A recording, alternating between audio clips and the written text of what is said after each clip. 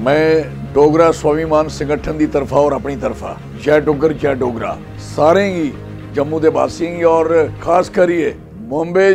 डोगरा समाज ट्रस्ट जो बने दा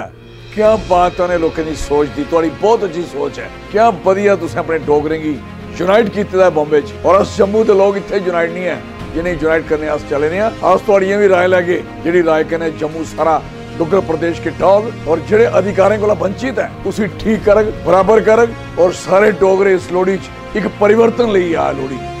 आने लोहड़ी ये बाद आ तो लोहड़ी डोगरे की लोहड़ी हो इस करिए मैं थोड़े सारे कन्नै शरीक होना चाहना इस जरिए जो मेरा इंटरनेट है और मैं तुसें बहुत बहुत बधाई देना मुबारक देना और खास करिए जिन्हें भी as a chief guest Bombay के डोगराज ने जो असें बुलाया है अस उनका शुक्रिया करने और उन्हें ही अस आखने अस थोड़े को आ रहे हैं और थोड़े कन्नै लोहड़ी बड़ी शान और शौकत कन्नै मनागे और थोड़े शरीक हो गए थोड़ी खुशी और हमेशा दुआ देगे कि सारे सारे डोगरे पूरी दुनिया जिंदा ना है जिन्हें हमेशा कुछ किया है पूरी दुनिया च डोगरा एक ताकत रखता है और एक देशभक्त और ईमानदारी के चलने वाला जो डोगरा है उदी जी लोहड़ी है जानता है आप चाहते हैं कि वो लोहड़ी सारे अस इकट्ठे हुई मनाचे खुशी कन्नै मनाचे मेरी तरफ सारे की बड़ी बड़ी बधाई है बड़ी मेहरबानी शुक्रिया धन्यवाद जय हिंद जय डुग्गर जय डुग्गर